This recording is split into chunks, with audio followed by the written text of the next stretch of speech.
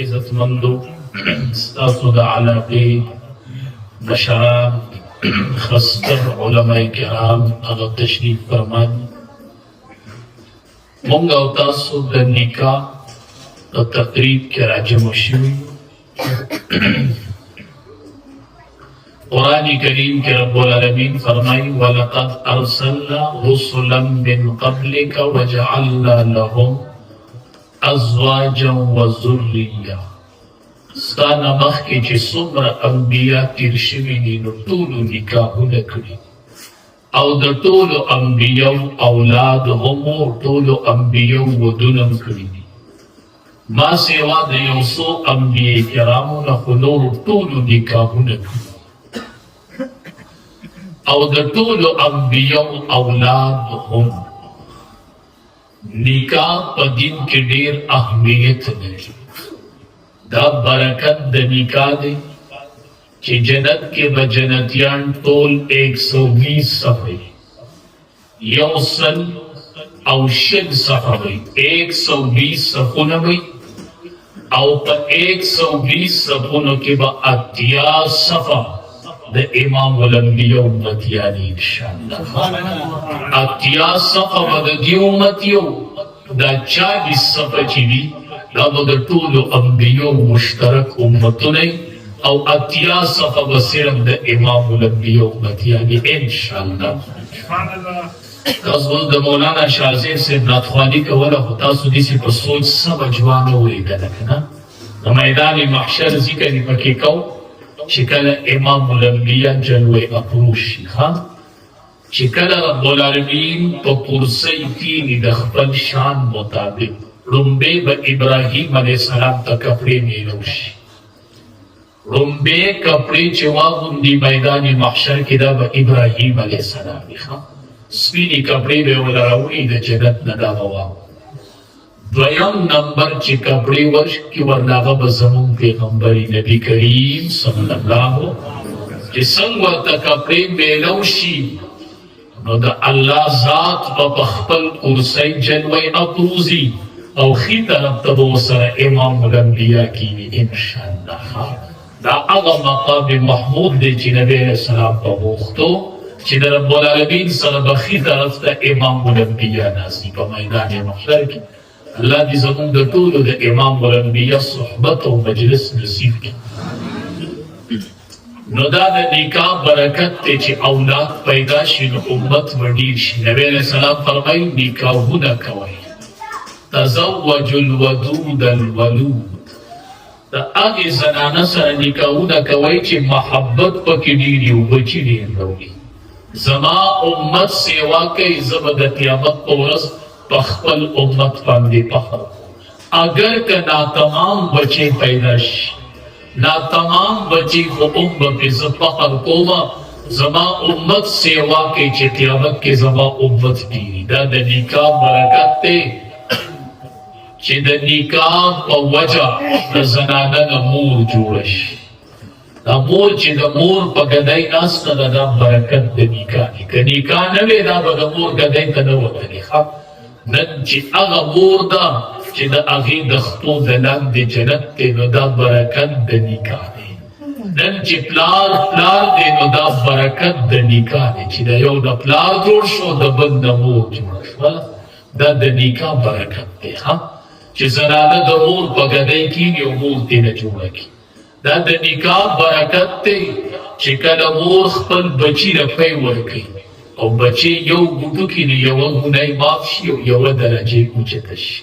او چې کله بچی د پیو نه کټار کړي فرشته ورله په ملا ډب ورکړي وایي ټول ګناهونه دې الله معاف کړل آینده کې ګناه مه کوه. او دا د نکاح برکت دی چې کله په نتیجه کې بچی پیدا شي او د دې بچي ژبه ماتوله او د ده لومبې د ژبې نه وختل چې الله لومبې بچي ژبه ماتوله او لومبې د خولې نه وخته چې الله. روایاتو کې راځي رب العالمین د مور او پلار د دواړو ګناهونه معاف کړي. د نکاح ډېر برکات د ټولو د لومبې په عرش باندې کوم عمل شوی دی د آدم علیه السلام نکاح شوی دی. د آدم علیه السلام نکاح په عرش د ټولو نه لومړی شوې ده. آدم علیه السلام چې الله پیدا کړ، آدم علیه السلام خفه و. الله ورته ویل ولې خفه وي؟ د ژوند ملګری مې نشته. چې د چا واده دی دی به خفه وي. اگر که د ده غټه حجره وي خو دی به خفه وي.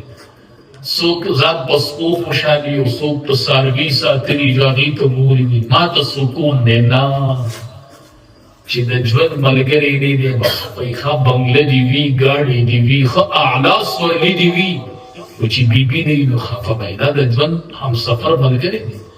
بابا زموږ خفه و آدم علیه السلام. الله ورته ویل ولې خفه وي؟ د ژوند ملګری مې نشته. نو پرکاري پرې راغله چې پیدا شو نو د ضلع ایسر نه د ګسې پوښتۍ نه الله بیبي حوا پیدا کړه. نو آدم علیه السلام الله د خاورې نه پیدا کړ او بیبي حوا یې د چا نه پیدا کړه؟ د آدم علیه السلام. نو مسله حل شوله. د ښځې مینه خاوند سره ډېرې که د خاوند مینه د ښځې سره ډېرې. که دومره وخت په نکاح کې وشو ټکه دلته شته. د ښځې مینه ډېره که د خاوند د چا مینه ډېره؟ هسې دا دومره وخت تېره د ښځې مینه ډېره د خاوند سره. پته څنګه لګي؟ دا علما پرې پوهېږي. دا نو د کوم چې دا شرینګار نه کوي، چې دا شرینګ دا شرینګ نه کوي چې د کباب نو بس علما پوهېږي چې د څیز د خپل اصل سره مینه وي. د څیز د خپل اصل سره مینه وي. تاسو دې خړ پړ کلي کې اسلام آباد بدلوئ؟ دا د سړی اسلام آباد درکې دی وایي نه زما دا خړ خړ غرونه خوښ دي ځکه دا ستا اصل دی. ته دلته پیدا شوی دی نه ستا د مور نه ښکلې ښځې نشته؟ ولې نشته؟ خاندان بیتي اوچتي. ته په یوه مور کې ټوله دنیا بدلوي؟ نه وایي ما د خپله مور پکار ده. دا ستا اصل دی، ته ترې پیدا یې ځکه درته دا خوښه ده. نو د څیز د خپل اصل سره مینه. نو آدم علیه السلام الله د خاورې نه پیدا کړ او بیبي حوا یې د آدم علیه السلام نه پیدا کړه. نو د نارینه اصل پټې شو، خاوره شوه، او د ښځې اصل نارینه شو. نو خاوند به په پټو مینې او ښځه به په خاوند مینې. او کله تاسو ته پته شته ښځې د اکثر جایداد هم نه معلوم چې زموږ څومره پټې دي. او سړي ته معلوم وي که نه سر پکې ږدي خو پوله خو دې څوک وخوځوي که نه. دا د اصل دی. جومات ته مانځله نشي راتلی وینار دی دما او په پټي کې پوله وي. جومات ته چې راځي دا غټه لار نه وي او په پټي کې نری پوله خو سار چا دوته اخوا کړي دا نه وي. دا ځکه دا د اصل دغه خاوره ده. نو دوی به په پټو ویني او ښځه به په خاوند مینه وي. نو د ښځې مینه د خاوند نه ډېره وي. ډېر خیال کوئ. دا ښځه چې واده شي که نه دا د سیل نه جدا شي لکه د سیل نه چې مرغۍ جدا کړي. دا د سیل مرغۍ جدا کېدلي. دې سره ډېر ښه ژوند کوه. دې پلار پرېښودو، دې مور پرېښودله، دې قوم قبیله پرېښوده، دې هغه کلی پرېښود چې هغه د دې د پیدایش کړی و.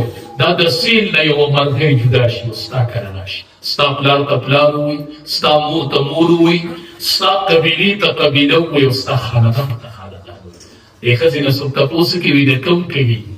دا د خاوند کلی یادوي که خپل کلی؟ د خاوند کلی یادوي. دا د سیل مرغۍ جدا شي. دې سره ډېر ښه ژوند کوئ. نبي کریم صلی الله علیه وسلم چې کله اخري عمر کې شو بیمار، دوو صحابو په تکیه باندې راغی. په دوو صحابو یې تکیه کړې ده او راغی داسې کېناستو. نو کېناستې نه شو، صحابه یې راجمع کړل. ویې راجمع شئ. صحابه چې راجمع کړل وی ای صحابو زه تاسو ته وصیت کوم چې زه به نه یم خو د ښځو په باره کې د الله نه ویریږئ. د ښځو په باره کې ښځو سره به ښه سلوک کوئ.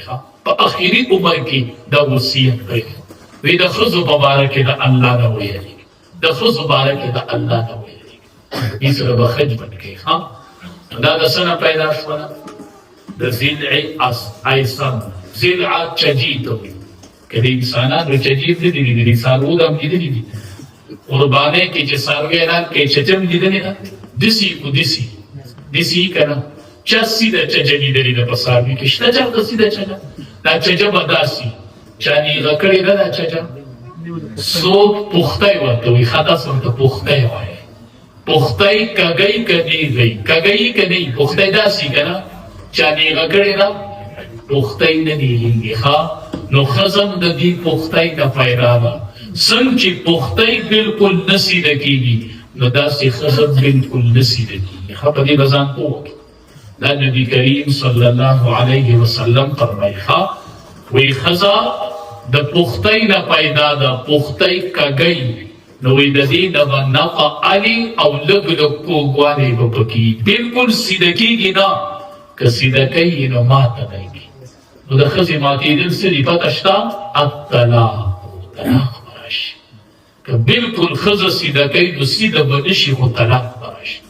نو لږ ډېر خوږوالی به یې دې کې به ګزاره کوي ښه نو سړي د خپلې بیبي سره جنګ راغی فیصله یې راوړله امیر المؤمنین د جنت فاروق ویلې کېږي فارق بین الحق والباطل چې حق او باطل یې د یو بل نه جدا کړي هغه یې فیصله راوړله چې راغی هغه کې ودرېدو نو د هغه کور د بیبي سره خبرې وړېدلې دا بیبي په داسې لکه زوروره په خبرو کې لګیا ده ده چې واورېدل چې ته ته خو ښځه زوروره لګیا ده چې امیر المؤمنین راووت نو دی ورته وایي ای بچي زما هغه فیصله واپس کړو وایي نه فیصله وایه وایي ما د ښځې متعلق شکایت راوړی و هغه مسله تاسو ته کور کې خپله پېښه وه نو ما چې زه به واپس شم امیر المؤمنین ورته ودرېږه ما نه خو تپوس وکړه که نه دا ولې زه دې ښځې ته صبر نبی علیه السلام ورته وایي عمره ته چې په کوم لار را روان یې نو شیطان لار پرېږدي وي عمر را روان دی رسول الله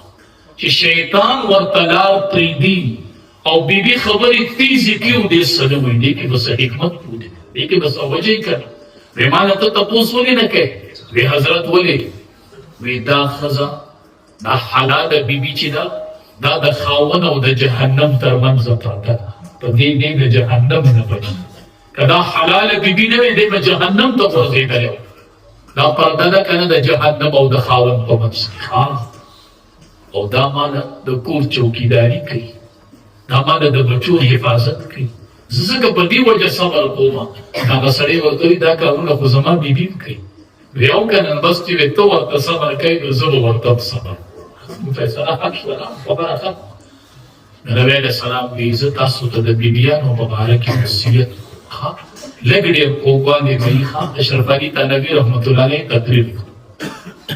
تقریر منځ کې خلکو ته لطیفه وکړله هغه به لطیفې داسې لطیفې نه وي زمونږ په شان دې کې به د ډېره ژوره خبره پرته هغې خبرې به ملغلرې وي یو مار راغی یو پیر صاحب ته وایي ستا نه بیعت کوم پیر صاحب ورته وایي یاره ما نه بیعت مه کوه لاس نیوه مه کوه ته به بیا خلک چیچي نو خلک وایي دا څنګه مار دی مې بیعت کړی دی هم خلک چیچي هغې مار ورته وایي زه بیعت راسره وکړه بیعت ته نه کوم او خلک به نه چیچم جو بیعت یې ته وکړو خلک به نه چیچي هغه وایي ټیک نو مار چې خلک نه چیچي واړې ورسوي په لارو کې نو هغه مار به یې راغوست نو دې دیوالونو نه به یې راپرېښودو نو د هغې مار د سر نه پوستکی یې وختو نو چې پیر صاحب له راغی پیر صاحب ورته وایي دا د سره څه شوي دي وایي تا راته وایي چې خلک مه چیچه وایي دې حد ته ورسېدم ته ورته وایي تا ته ما ویلي چې ټک مه ورکوه وایي تا ورسره ترش هم پرېښی دی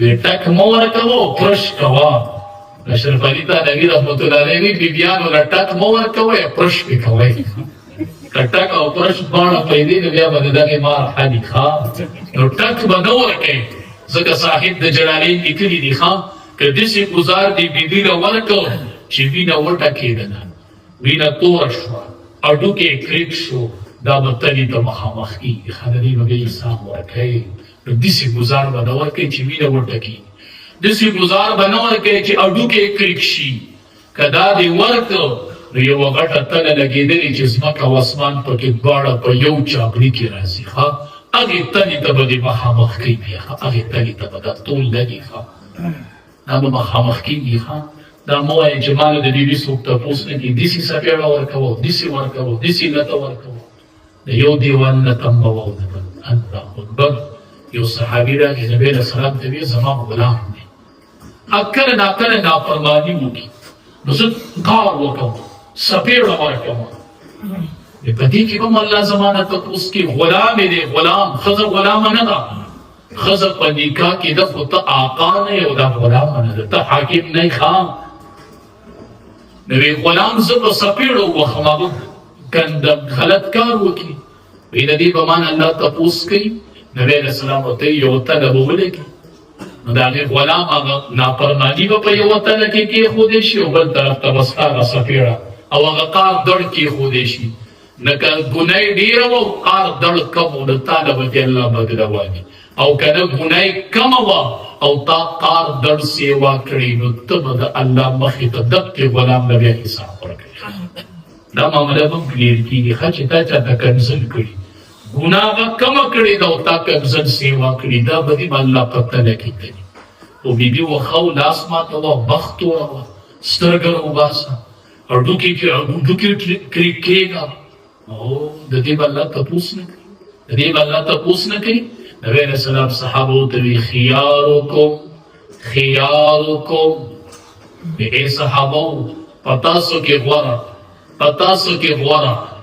پتاسو کې غوره کس هغه دی چې هغه د خپلې بیبي سره ښیي او زه په تاسو ټولو کې غوره یم ځکه چې زه د خپلو بیبیانو سره ښه یم ښه سړی هغه دی چې هغه د بیبي سره ښیي دا ښه سړی نه دی په بار کوسي جوړي جنازګاهونه جوړي د کونډو یتیمانانو پرورش کوي او کور کې نه بیبي تنګه ده دا ښه سړی نه دی ته ته نبی علیه السلام ښه سړی نه وایي دا جنازګاهونه به در وروستو تلي چې څو جنازګاهونه یې جوړ کړي دي څو لارې پخ کړي دي دا به در وروستو تلي او د بیبي سره تعلق به د لومبۍ تلي ته مخامخ کوي د دغې حساب به ورکوي دا وروستۍ خبرې دي تقریرونه مې کړي دي مدرسې مې چلولي دي چینلې ته تللی وم یو مې د بارمل سفر کړی دی دا ټول به دې تلي بابا مشره خو لومبۍ به دې د بیبي سره ښه سلوک تلي چې دا څومره دا نورې به وروستو تللی شي ډېر شی به پکې خولیږي ډېر شي حاجیان او تبلیغیان او مولیان او ډېر شی به پکې پورې پراته وي دا په بار هر سړی ښه دی هغه دی چې هغه د بیبي سره ښه دی دا کلیرینس به کېږي د دې حساب به کېږي دا به تلې ته مخامخ کېږي او دا به الله په تله تلي د نبي علیه السلام په شان ژوند وکړئ یو ورځ کور کې غږ وشو ورکې نبی علیه السلام چې غږ واورېده هغه غږ بلکل د بیبي خدیجې رضی الله تعالی عنها نه خو وفات شوې وه او نبی علیه السلام چې غږ واورېد نو په ژړا دومره لوی شخصیت څومره حسن څومره طاقت څومره جلال څومره اعلی خاندان الله ورکړی دی خو نرم دینه څومره دی زر په ژړا شو سترګو اوښکې را روانې بیبي عایشه رضی الله تعالی عنها ورته فرمایي وایي ته ولې ژاړې وایي دا اواز مې واورېدو وایي دا اواز بلکل د بیبي خدیجې په شان کې ما ویل که د بیبي خدیجه راکړه راننوتله مې په یاد شوه او وفات شوې ده خو زما په یاد شوه هغه مې په یاد شوله باید چېرته بیبي خدیجه راکړه راننوتله رضی الله تعالی عنها داسې ښکلی ژوند امام الانبیا کور کې تېر کړی دی بیبیانو سره بیبي عایشه رضی الله تعالی عنها فرمایي مونږ چې ښځه اوبه راوړې هغې ته یې بوټ کړی لږ کله ورشه صفا اوبه راوړه ښه جي ښه صفا اوبه راوړه ټیک ده بس سامان نفرت کېږي ته داسې یو ملک راغلی زه داسې یو وینځه یم خیر دی زه به نورې راوړم بیبي عایشه رضی الله تعالی عنها فرمایي لقد کان لکم فی رسول الله اسوة حسنه نبی علیه السلام راغی ما غوښه اډوکې خوړو د غوښې اډوکې غوښه پورې وه ما داسې په خوله خوړو داسې مې ترې غوښه شو کوله نبی علیه السلام ولیدله ما ته وایي بیبي عایشې دې په لرله ما نه یې اډوکې واخیسته غوښې راکړه زه وخورم چې ما نه یې واخیستو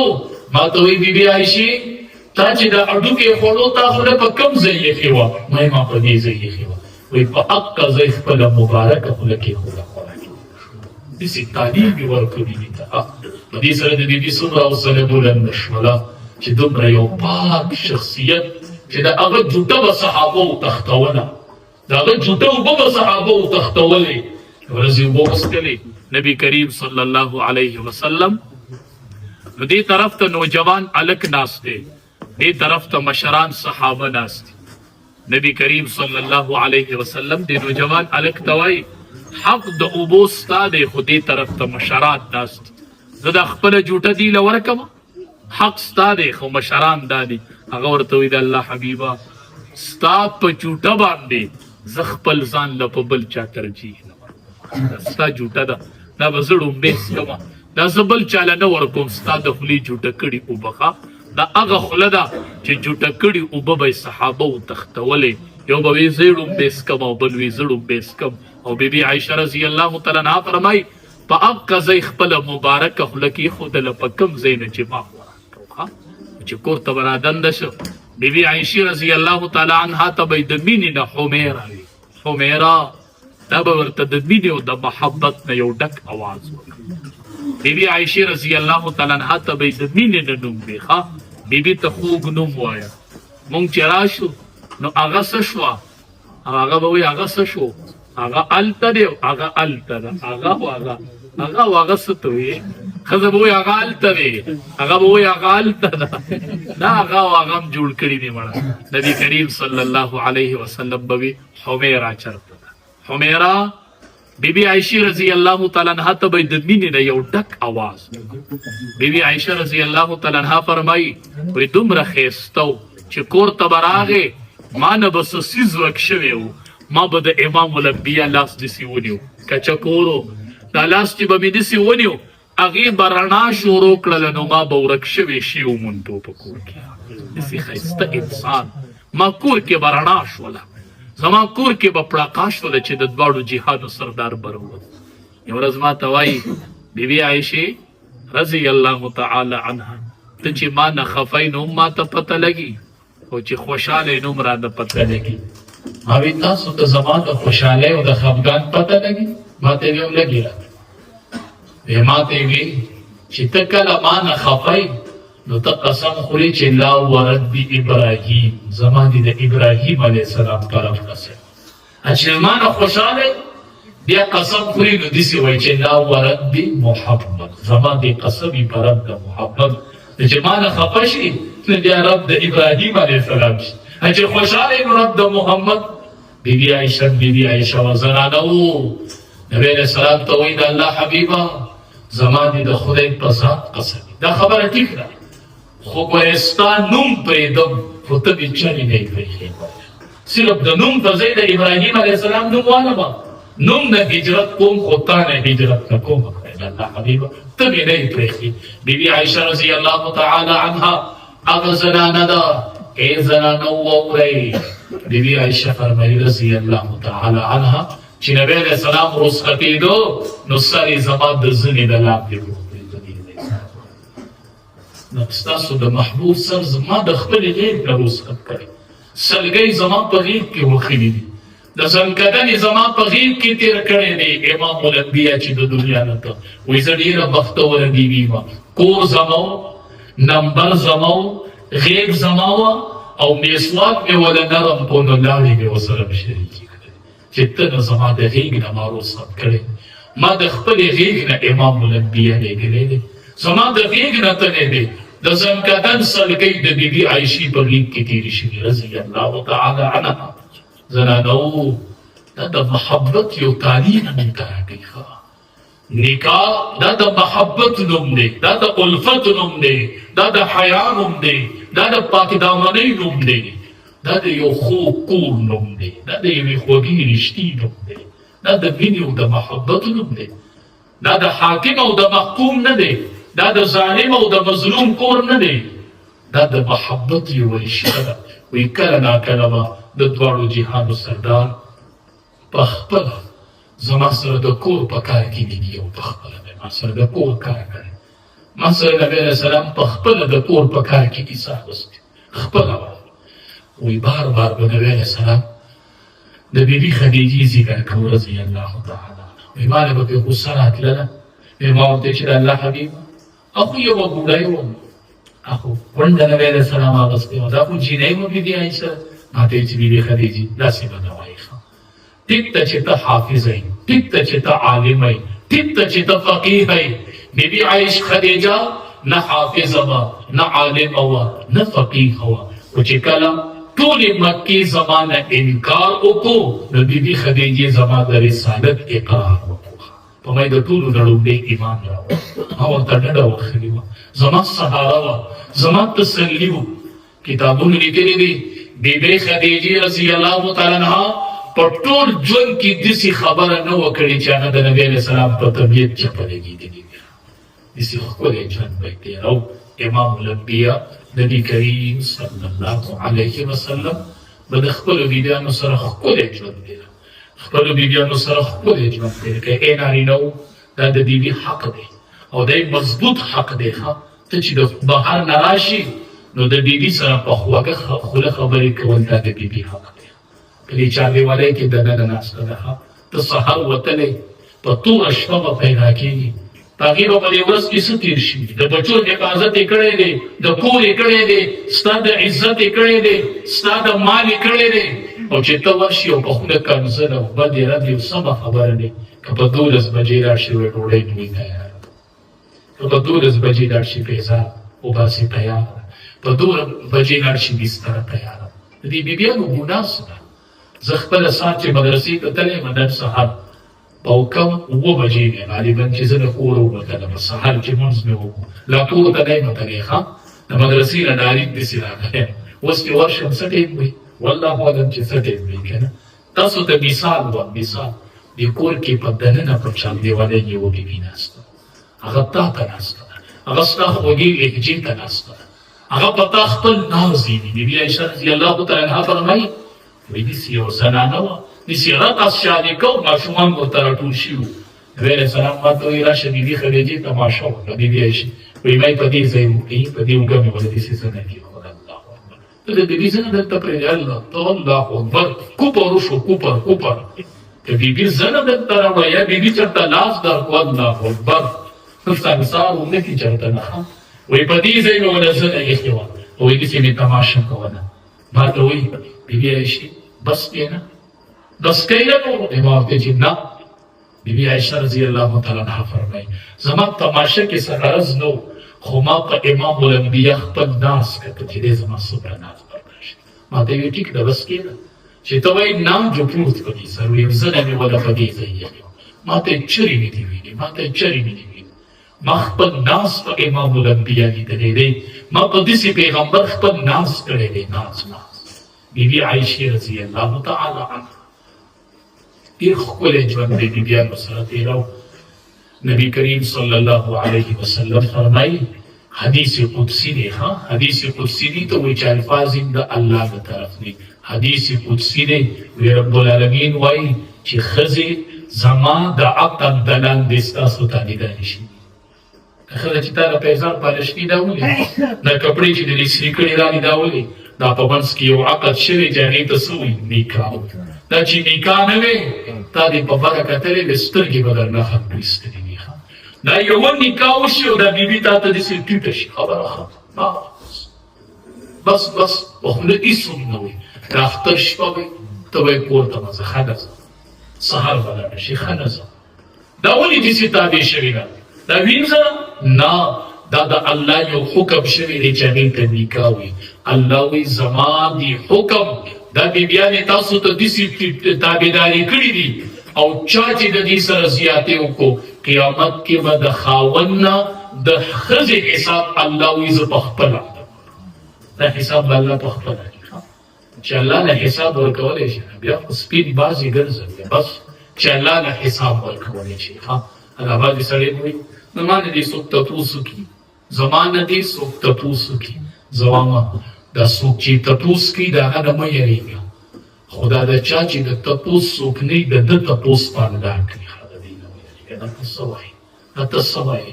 د دې زبانه چې دا ته څه نه وایي، د دې تپوس په یو ورځ د الله ذات کوي. یوه تله به درته لګېدلي او حساب به در سره کوي، حساب به در سره کوي. ډېر ښکلی ژوند تېروئ بیبیانو سره. دا خو ډېر ښکلی کور دی. نکاح خو د محبت نوم دی، نکاح د الفت نوم دی.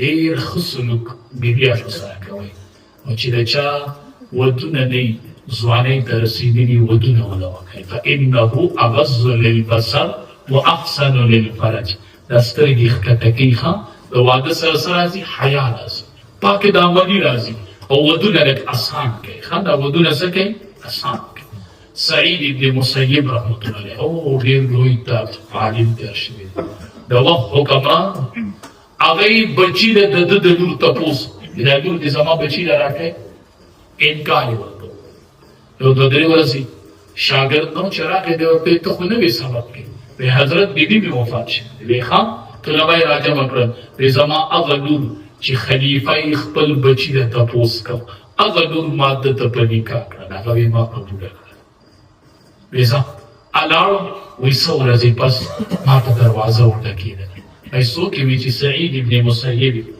ما سوچ کړو چې په دې نوم خو زما یو استاذ دی نو وی چې بهر ته ووتلمه استاذ مې ولاړو او لورې د مټ نه نیولې وی دا ستا امانت دی ستا کور وران شوی و دا مې ځکه زر راوسته چې ستا کور وران شي اوس خو د چا بیبي مړه کېږي نه نو تپوس دې ورته کوي وی کوڼ دی کو نو ما خو یاره په زنانو کې کونډه لیدلې خو په نارینهو کې مې کونډ نه دی لیدلی زنانو کې کونډه یي په نارینهو کې وی کونډه یې کو مخکې بله بیبي وه نه نه بیبي نه ورکو چې مخکې بلې بیبي وه د ده کور وران شوي د ده بچي تر و تب شوي دي د ده انغرې په بلا اوښتی دی د ده سره خیرخواهي دا ده چې ده سره نیکي وټې مه کوه خو لور ورته ښه لکه چې کور یې آباد شي چې کور یې آباد شي نکاح د دې نوم دی ښه او د ټولو نه برکتي نکاح پېژنه د ټولو نه برکتي نکاح نبي علیه السلام وایي هغه نکاح ده چې په هغې کې مشقت کوي ښه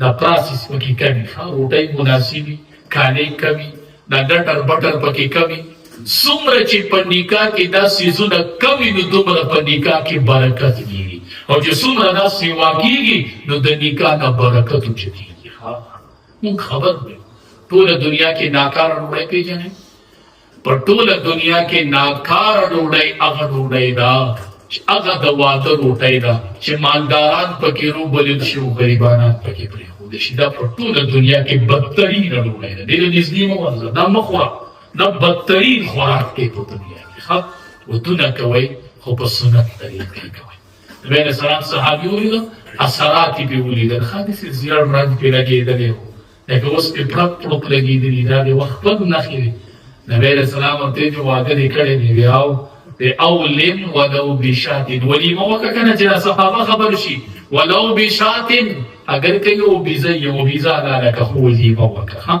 چې واده وکړي شپه تېره کړي سال ملګرو له ولیمه وکړه د محلې خلک راوړل کړه نن زما ولیمه ده دا سنت عمل دی که بیا ګوره چې الله څومره خیر او برکت درکوي که نه درکوي خیر او برکت درکوي که نه درکوي نو مونږ خبر دی بیا چې کله نکاح وکړي او د بیبي سره ورځې وخت تېری شپه تېری نو دعا وکړه اللهم جنبنا الشیطان وجنب الشیطان ما رزقنا وایي دا دعا چې څوک وکړي که نه د ده د اولاد د دې معنی دا ده چې خدای ته ماله کوم اولاد راکوي نو هغه د شیطان نه بچ وایي دی د شیطان نه بچ نو علماو لیکلي وایي د شیطان نه کم ماشوم بچ دی شیطان خو یو لسکون ورکوي که نه نو د دې دعا څه معنی ده وایي د دې دعا معنی دا ده چې کوم سړي مخکې دا دعا غوښتلي او د ده اولاد پیدا شو دا بچی به مرتد کېږي نه دا به قادیاني کېږي نه د دې بچي اخره خاتمه به په ایمان انشاءالله دا کتابونه لیکلي دي نو ته خبر ته علماو سره کښېني بیا چې د کله بچی پیدا شي مورې پلاره ښکلی نوم ورنه کېږه ته چې له نوم کېږي نو کارکړه او بکاڼه او پلانې او ډینګرې او شاروخانه او یو او بل بیا کله داسې ګډېږي کله داسې ګډېږي کله داسې ګډېږي په ټیک ټاک کې نو چې نوم تپوس وکړي نو د نوم معنی یې ګډېدلي چې بیا به دې ټولو ورګډېږي اشرف علي تنوي رحمت الله علیه یو کس خپل بچی راوست دی همیشه بیمار اشرف علي تنوي رحمت الله علیه دم یې کړ د ده څه نوم دی وی کلیم الله وی د ده نوم ما بدل کو سلیم الله ماشوم چې وخوځه ښه شو سړی راغی اشرف علي تنوي رحمت الله علیه ماشوم له خو تا نوم بدل کړه له نوم سره ښه شو وی او که نه کلیم نورې معنی دي خو کلیم د کلم نه دی کلم په عربۍ کې زخم ته وایي او تا ویلې همیشه بیمار وي ما ورې نوم کېښود سلیم الله د سلیم معنی محفوظ الله د ټولو بیمارونه محفوظ او که نه نبی علیہ السلام فرمائی احب الاسماء الی اللہ، پټول دنیا کې الله ته غوره محبوب نوم عبدالله او عبدالرحمن. دینه غوره نومونه الله ته نشته. خو بچی له نیک نوم ده، صحیح نوم ده، عالم له ولېږه، تحقیق به وله وکړي. نبی علیہ السلام ماشوم له تحقیق وکړ، وستا نوم به عبدالله، عبدالله بنده د الله. کنه بچو له صحیح نومونه کړي. د دې اسم اثر په مسما کې ښکاره کېږي. ښه علماو نه تپوس کوئ، بچي علماو زموږ سید دا مې بچی دی، ته دعا وکړه. دی به ستا خادم وي، ده ته دعا وکړه. ام سلیم رضی الله تعالی عنها، انس رضی الله تعالی عنه نبی علیہ السلام ته یې ولاواله، وی دا دې خادم شو خو دعا ورته وکړه. نبی علیہ السلام دعا وکړه. نو بیا ورشه د انس مال ته وګوره، د انس د عمر برکت ته وګوره رضی الله تعالی عنه. دعاګانې علی رشته کې د علماو سره مشوره کوئ او بچو له په وخت ودونه وکړئ. یو څو قرضې بنده چې ختمي الله ورسره امداد کړي. یو څو قرضې داسې دي چې د هغې په ختمولو کې الله د بنده سره امداد کوي. په هغې کې یو د واده قرض دا درته لیکل در کوم. بچي نه واده کوي، دغه پوره نه قرضه پکې وکړه. که ته د دې قرضې په ختمولو پوه شوې زه به جرم درکړم. وکړه خو داسې نه ګورې چې ته شل دیګونه پخې هغې له قرضو کې او درې میخې حلالۍ هغې له قرضو کې لس تولې کالې کوي او شپېته لکه هغې له قرض کوي. دغه درته نه وامه ګورې ښه چې په څومره کالي مناسب، په کمره، په کالي، په مناسب ډوډۍ څومره خرچه راځي. دا قرضه وکړه او بچي له واده وکړه. که په دې قرضه پوه شوې زه به جرم درکړم. نبی علیہ السلام موږ واده وکړه چې مالدار شي. موږ وایو ورکړه چې نوکري وشي نو واده به الټا نه وایو. موږ وایو ورکړه چې مالدار شي نو واده به وله کوو. نبی علیہ السلام وایي واده وله وکړه چې مالدار شي. د واده سره مالداري راځي. خفه کېږئ مه، د حجونو سره مالداري راځي، د عمرې سره مالداري راځي او د ودونو سره مالداري راځي. دې سره سړی مالدارېږي، مالدارېږي. او که نه ودونه کوئ دې سره به الله مالداري راولي. ته رازق نه یې، رازق بل دی، هغه به رزق ورکوي انشاءالله. خو بچو له په وخت باندې نکاحونه وکړئ. د نکاح ډېر برکات دي، ډېر اثرات دي. خو چې بچې د بیبي په حقوقو قادر وي او په لاس خپو وروغي چې بچې بیبي له د ورځې نیم مزدوري او خرچه پیدا کولی شي.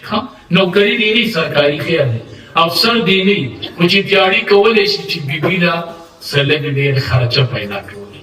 لکه دا خرچه ګورې په نکاح کې شته. دا یوازې داسې نه ده. هغه اوس په پېښور کې شهید رئیس صاحب دامت برکاته مولالیه نکاح تړله، زه ورسره خواته ناست وم. غلک ته یې ویله که تا قبوله کړې ده، هغه څه داسې مجهول غوندې دی. ما قبول شیخ صاحب ورته مړه مجهولې خبرې مه کوه، سم صفا وایه چې ما قبوله کړې ده، او یې داسې ووایه چې په سر سترګو مې قبوله کړې ده. هغه وایي په سر سترګو مې قبوله کړې ده. مجهولې خبرې مه کوه. خو د دې سره به ګورې دا ټولې مسلې بیا راځي. بیبي له به نفقه ګټي ګورې، بیبي له به جامه پیزار کوي ګورې. خو یوه خبره یاده ساته، چې کوم سړی واده وکړي او دی د بیبي خاوند شي او دی بازار ته لاړ شي، دې بیبي له څادر علي جمع راغی که نه، دې بیبي له څادر علي او دی دا نیت وکړي چې د دې بیبي نفقه الله په ما فرض کړې ده. زه د الله یو حکم ژوندی کوم، خپلې بیبي له به د ژمي څادر علي او په عملنامه کې به نیکي لیکلی شي انشاءالله. خپلې بیبي له پیزار راوړه ته به نیکي لیکلی شي انشاءالله. خپلې بیبي له په خوله کې نوڼۍ ورکوه، په دې به نیکي لیکل شي انشاءالله. او دا نیکي ده، دا وګورئ، دا نیکي ده، په دې نیت یې کوه. دا سنت عمل دی، خو دا به ورسره تړلي دي. ګورئ هسې نه چې واده وکړې بیا د 12 پورې ودئ. ګورئ دا مزدوري به کوې. یو ګیدړ او ګیدړ خو پېژنئ که نه، خلکو رانیولې ویلې مړ کوو. یو سړی پرې راغی ویلې ولې مړ کوئ؟ بیا بس دی دا چرګان وي تم کړي، هغه ورته ویې مړ کوئ یې مو ما ته یو دم معلوم دی. وایي زه یې په دې ګیدړ شو کومه دی موړه کېږي د دې کلي نه. هغې ویې ښه ده. ګیدړ یې د غوږه ونیو، وایي چای راوړه، پاڼه راوړه، پیاز راوړه، ټماټر راوړه، د لویه قیسه یې ورته وشړله چې ګیدړ یې پرېښود. دا خو هسې د غوږه نیولې، ګیدړ ودان دی. خلک ورته دا څنګه دم و؟ وایي دې دم زه د کلي نه راوړه کړی مړ کړی. ما ته وایي چې پیاز راوړه، ټماټر راوړه. ما کلی پرېښې نه وایي چې دا ګیدړ به هم دا کلی پرېږدي. نو دا دم به پکې یې ګورئ، په دې به الله نیکي درکړي. دا سړی چې اودس وکړي او مانځه له روان شي، پته درته شته چې یو قدم والي یو نیکي ولیکل شي یو ګناه معاف شي داسې نه که نه او چې د جومات نه بیا راروان شي نو دوه قسمه خلک راروان یو قسم شادي شده یو قسم غیر شادي شده دا شادي شده چې راروان دي نو بیا په عملنامه کې نیکۍ لیکل شي او دا غیر شادي شده چې مونځ کوي او راځي نه دی بیا په تشو کې راروان دي واپس یې دته نیکۍ نه میلاوي دا ولې دا غیر شادي شده به وایي چې پکار ده چې د شادي شده ته نه میلاوی دی ما ته میلاوی دی قرباني کومه مونږ وایو نه دا شادي شده چې مونځ کوي او د جومات نه راروان شي دی وایي او ما ته نن د چینی ویلي ما ته نه راوړي ما ته نن د وړو ویلي رانه هېر شوي دي نن یې راته د دې ویلي هغه رانه هېر شوي نو دی چې د جومات نه راروان شي هغه سودا ورته رایاد شي نو د ده په مزغو بوج راشي خدایه دا به راوړه غواړې دا بوج په ده ولې راشي الله وایي ده زما په یو حکم عمل کړی چې هغې ته نکاح د نکاح د وجې نه په ده بوج راغی نو ولې دی هغه په عملنامه کې نیکي او دا غیر شادي شده خو نان لراروان دی نه د چینی نه خبر دی نه د ټماټرو نه خبر دی که په شپه یې په ټوپ کې راغله که په ډیوډۍ کې راغله او که په بیټک کې راغله او که په جومات کې راغله د شپې ځای یې هم دی معلوم ښه د واده سره ډېر خیرونه دغه تړلي دي ځوانانو څوک چې واده کوئ نیت په دا نه کوئ ښه چې پلانې خاندان مالدار دی زه به مالدار شم نه واده به په دې نیت کوي چې ما کې الله پاک دا پرې زما زندگی صفا شي زما ښکلی ژوند د حیا شي په دې نیت به واده کوو انشاءالله تاسو ته معقول واده کې قرباني خاوند کوي که ښځه کوي ښځه کوي کور چا پرېښود ښځې پلار چا پرېښودو ښځې مور چا پرېښوده ښځې کلی چا پرېښودو ښځې نو قرباني ټوله ښځه وکړي ما درته ووایي د سیب نه یوه مرغۍ راویښ راشي دې ته به سین یادېږي دا د سین مرغۍ وه دی به په مور ناست کو دی به په پلار ناست کو دی به په وروڼو ناست کو نو داسې ښکلی ژوند ورسره کوه سړي داسې په ښځه دغه اوچت کو وښلی ښځې ورته ویې وښه ووښه ویې نه لږ پرې واپس کېښود ویې ولې دې ونه وښلمه ویې زما لور واده شوې د پلانکي کور کې ده ما ته هغه رایاده شوه چې په هغې څوک لاس اوچت کړي نو زه یې نه برداشت کوم نو دا هم د چا لور ده که ته پرې لاس اوچتوي چې ستا په لور څوک لاس اوچت کړي ته به یې برداشت کړي نو د بیبیانو سره ښکلی ژوند کوئ الله دې دې نکاح کې خیر او برکت ور واچوي الله دې د نیک او د صالح اولاد ذریعه وګرځي او دې ضروبۍ کې هغه اجتماع روانه ده انشاءالله سبا به دعا کېږي روحاني اصلاحي اجتماع ده ټول خلک پکې شرکت وکړي سبا به دعا کېږي نو لاړ شئ ورته ډېر نیکان خلک ورته راغلي اولیاء ورته راغلي بعضې مجلسي سړی ورته پوه نیمې ګنټې نه ورشي او د سړي ژوند بدل شي د ډېرو خلکو ژوندونه ورسره بدلېږي د یو روحاني او اصلاحي اجتماع ده سبا به یې دعا کېږي ستاسو علاقه کې ده لنډو باندې درته ده انشاءالله حاضري به ورته کوئ که نه هسې لیدو له لاړ شئ هسې لیدو له لاړ شئ یو څو علما خو به وینئ که نه یو څو خبرې خو به واورئ که نه رب العالمین دې رحمت وکړي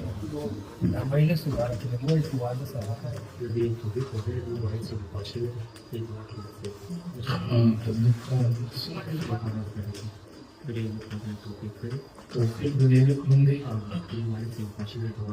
دا کوم عالم چې واده دی خاخ د دې والي سي وفات شي ټول دعا وکړه اللهم صل على سيدنا محمد وعلى اله وصحبه وسلم ربنا تقبل منا انك انت السميع العليم وتب علينا انك انت التواب الرحيم کریم الله دې نکاح کې خیر او برکت ورواچي الله د خوشحالو ذریعه وګرځي الله د اتفاق او د اتحاد ذریعه وګرځي کریم الله د دوو خاندانونو جوړ دی رب دې کې جوړ پیدا کړي رب تا حیات دواړه خاندانونه د یو بل نه رضا او خوشحاله وساتي رب د نیک او د صالح اولاد ذریعه وګرځي رب بنیادي په سنت طریقه کې خود رب ته پکې خفه نه کړې رب ته د خوشحالي تا حیات روزي کې رب نن چې سم ستا د خوشحالۍ کارو کو رب دا خوشحالي د دوی روزي کې رب دې کې ډېر خیر او برکت ورواچي او د دې پلار د وفات شوی دی دعا ورته وکړه الله د والد صاحب مغفرت کامله نصیب کړي الله د والد صاحب مغفرت کامله نصیب کړي نور وفات یې الله ټول بخي الله د والد مور دپاره د خاندان دپاره دا د سترګو یخوالی وګرځي والدینو چې سړی واده وکړي که والد صاحب ژوندی که والدۍ ژوندی ډېر خیال یې کوئ دا هغه مور ده چې یو ځای ته بتله دا مې نه ده خوښه دا مې نه ده خوښه، دا مې نه ده خوښه. دا مور پسې ډېره ګرځېدلي، دا چونو دې مور کړی. ښه د مور ډېر، دا مور چې ګرځي دا د خپلې خوشحالۍ لپاره ګرځي، دا د بچي خوشحالي خپله خوشحالي ګڼي. نو ای بچو واده په خپل ځای، خو مور مور ده کړې، پلار پلار دی. ښه واده منمه، د بیبي حقوق منمه، خو دا هغه مور ده چې د دې د خپو د لاندې جنت دی، دا هغه پلار دی چې دا د جنت د مینځ دروازه ده. بچیه پلار پرې نه دی، مور پرې نه دی، د دې به ډېر احترام کوي. رب العالمین دې پکې ډېر خیر او برکت ور واچوي. الله د چا نکاحونه نه دي شوي، نیکان یې صالحان یې رشتې نصیب کړي. الله د چا شوي دي نیک او صالح اولاد یې نصیب کړي. الله چې د چا اولاد دی ربه اولاد بیوه ده ربه دا میوه یې نصیب کړي. ربه د میوو په ونو کې میوه نه وي، په بوټي کې میوه نه وي، په ځمکه کې میوه نه وي. ربه ته پکې اچانک میوه پیدا کړي. ربه داسې دي د اولاد دا میوې ورکړي. ربه دا ستا قدرت کې دی. ربه بې موسمه میوې پیدا کوي. ربه دې د اولاد ورکړي. ربه د چا شته دی نیکان صالحان تابعداري کې، د والدینو سترګې پې یخې کې. اللهم صل على سيدنا محمد وعلى آله وبارك.